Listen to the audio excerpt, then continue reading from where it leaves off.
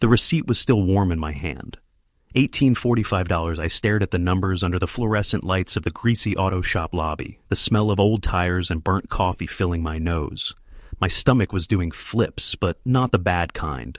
Not yet. This was the hero feeling, the knight in shining armor feeling. And man, was I addicted to it. I'd just saved Qley. Her once-in-a-lifetime job interview 3 states over was tomorrow morning, and her ancient Civics transmission had decided to, well, die. She'd called me at 5 a.m., hysterical, sobbing. Mark, my life is over. I'm ruined. I'll never make it. And I, Mark, 31 years old, and stupidly desperately in love, had said the 5 words she knew I'd say. Don't worry, I got this. I drained a huge chunk of my savings, the chunk I was saving for a new graphics card for work, and told the mechanic to fix it, whatever it took. Rush job, I just wanted to see her smile. I pulled out my phone, my thumb hovering. I snapped a picture of the paid stamp on the invoice and sent it. All done. The mechanic's a total crook, but your car is safe now. You're good to go. My heart was pounding. I was already picturing the thank you. Maybe that dinner she'd promised me for weeks. Maybe more. The 3 dots popped up immediately. My chest tightened. OMG! Mark, you are literally my savior. I can't thank you enough. I was dying.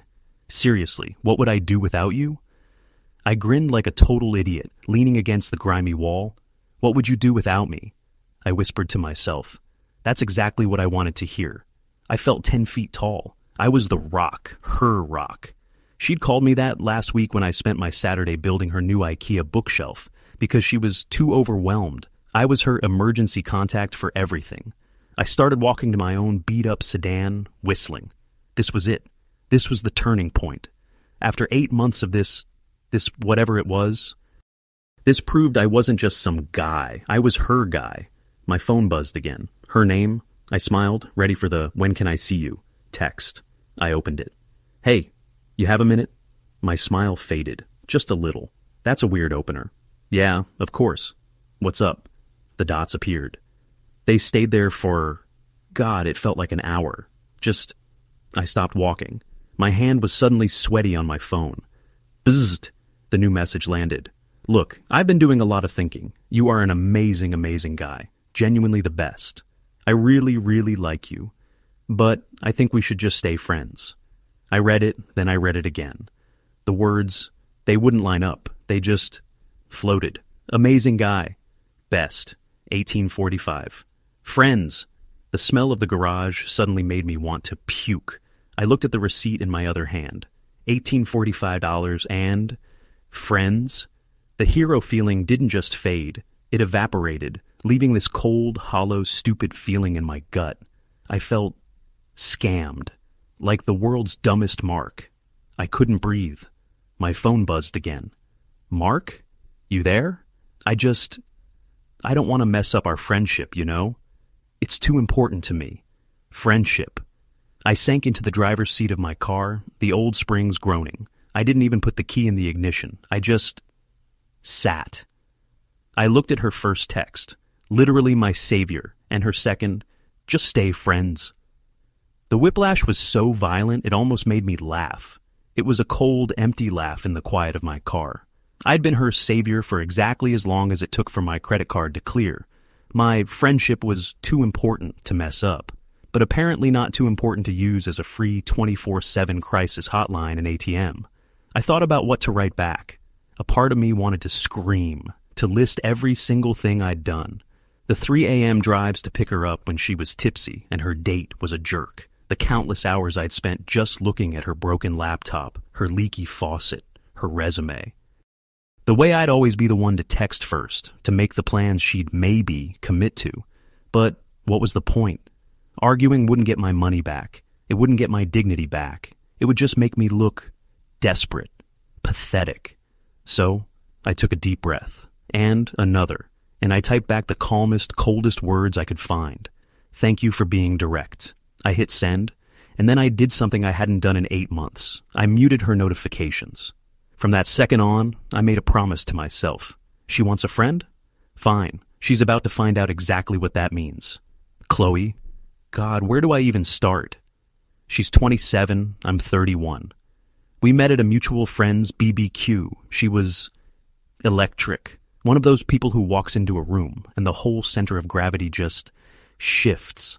She laughs at your jokes, really laughs. She touches your arm when she talks. She remembers your dog's name and that you hate olives. She makes you feel like you're the only person in a crowded room. For the first few months, it was perfect. We'd hang out in groups, text all the time. I was just helping. That's what I told myself. I wasn't trying to buy her. I was just a nice guy. I was being supportive. That's the word she always used.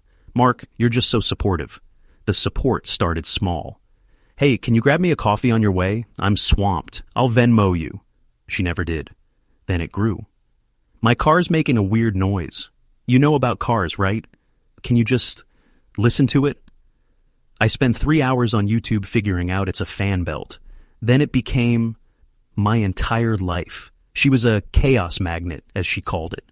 Always in a crisis. Landlord trouble, drama with her toxic ex, a fight with her boss. And I was always the one she called. You're the only one who gets it, Mark. You're the only one I can trust.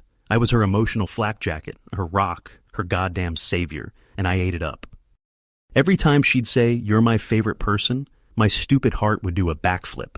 I was so busy being her favorite that I didn't realize I was just her most useful.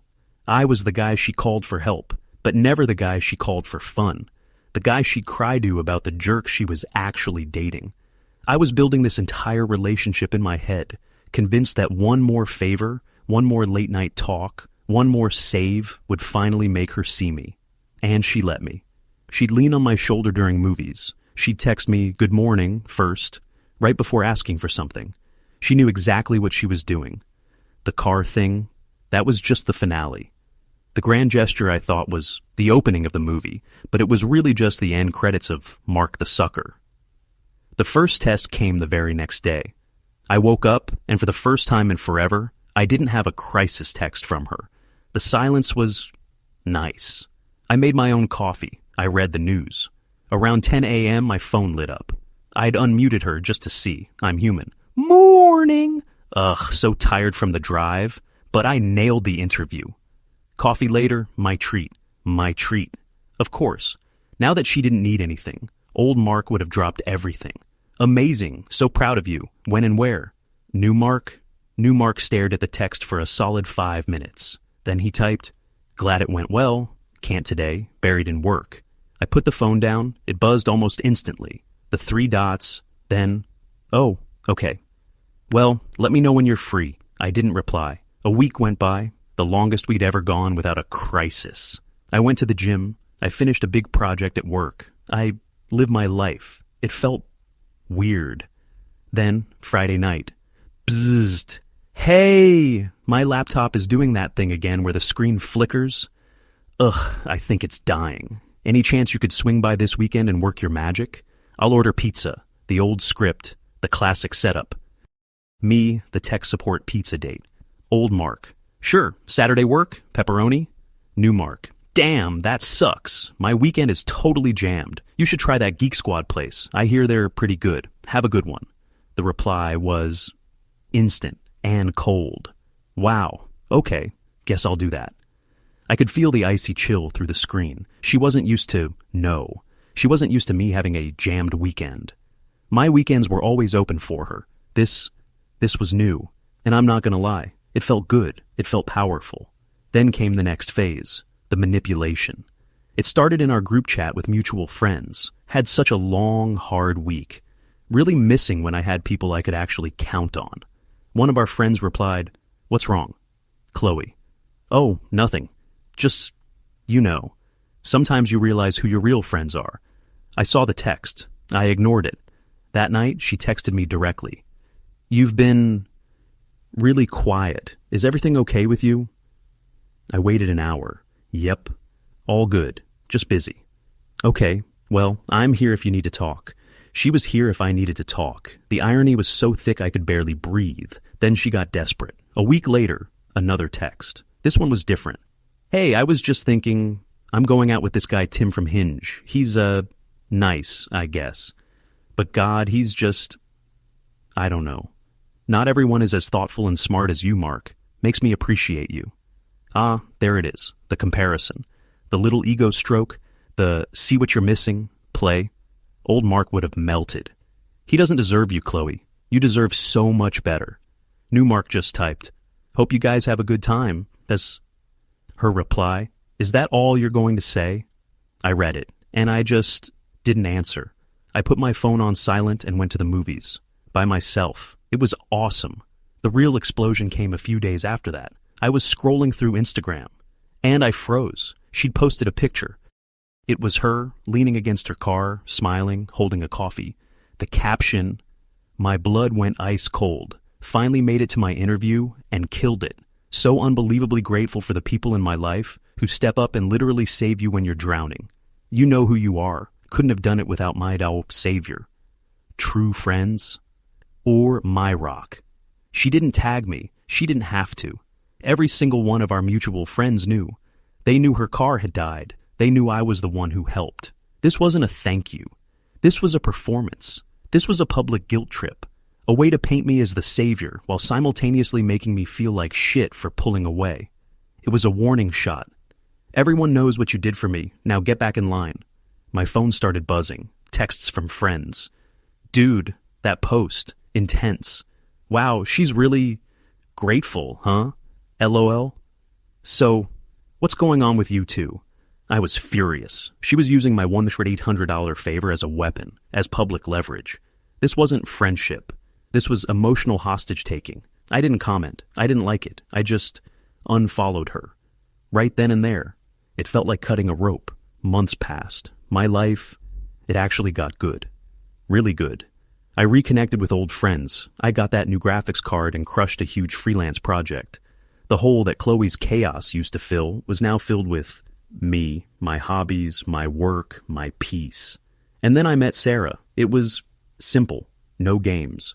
We met at a work conference. She was a graphic designer, smart, funny, and incredibly independent. On our first date, she insisted on splitting the bill. When her car made a weird noise, she said, "Ugh, gotta take this to my mechanic on Tuesday." She didn't even hint for my help. We talked about my day, my goals. It was so balanced, so easy. I realized this is what it's to be with an adult. An equal, a partner, not a project. I was happy, genuinely happy, so I posted a picture. Nothing crazy. Just us at a brewery, laughing, holding up our glasses. Caption, a really, really good Saturday. I didn't even think about Qley. Why would I? She was a ghost, an expensive, exhausting ghost. I was wrong. An hour later, my phone, which had been peacefully quiet, lit up like a Christmas tree. Missed call, Qley. Missed call, Qley. Text, Mark, call me. Now.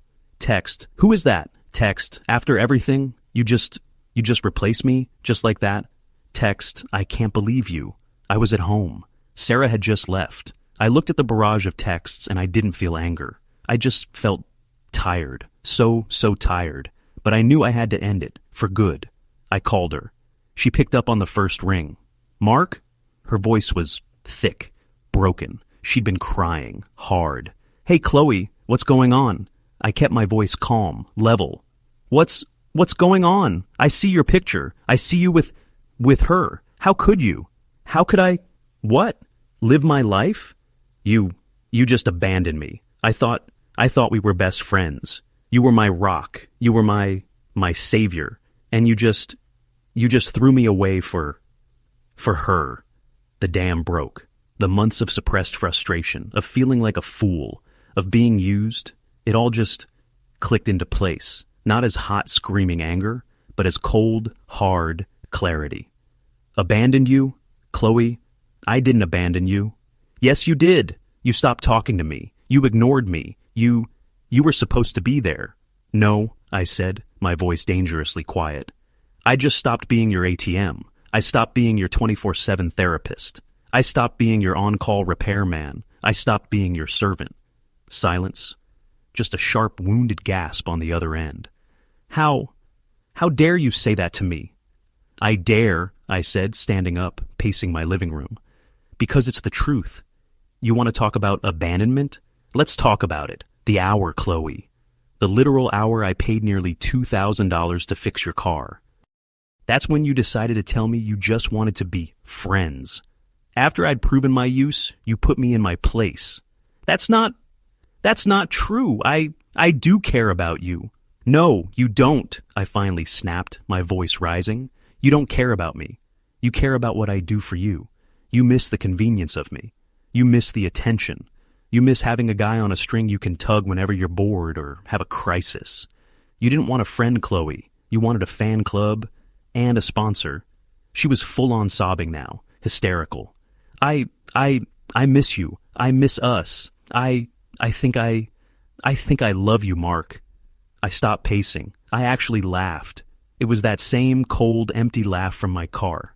You don't love me, Qley. You're just panicking. You saw me happy with someone else, someone who doesn't need me to fix her life, and you can't stand it. Your savior isn't on call anymore, and it's driving you insane. You don't miss me. You miss what I gave you. You're being so cruel. No, I'm just finally being direct, like you were. You're right, our friendship was too important to mess up. So, as your friend, you should really figure out a payment plan for that $1845. Friends pay each other back, right? The sob on the other end just stopped. It was replaced by a dead, cold silence. I can't believe you, she whispered, her voice full of venom. Yeah, I know, I said. I'm done, Qley. The bank is closed. The repair shop is closed. The 24-hour hotline is disconnected. Have a good life. And before she could say another word, I hung up. Then I blocked her everywhere. My phone, Instagram, Facebook, everywhere. I stood in my quiet apartment for a long time. I didn't feel triumphant. I didn't feel anything really, just light. I thought about the 1-800. I knew I'd never see a dime of it, and I was okay with that. It was the dumbest, most expensive, and most valuable lesson I'd ever bought. It was the price of my freedom. My phone buzzed, my heart jumped, but it wasn't her. It was Sarah. Hey, just got home. Had a really, really great time tonight. Talk tomorrow? I smiled. A real smile. Not the grin of the hero or the smirk of the winner. Just a real peaceful smile. I typed back. Me too. Can't wait. I put my phone down, and for the first time in almost a year, I just breathed.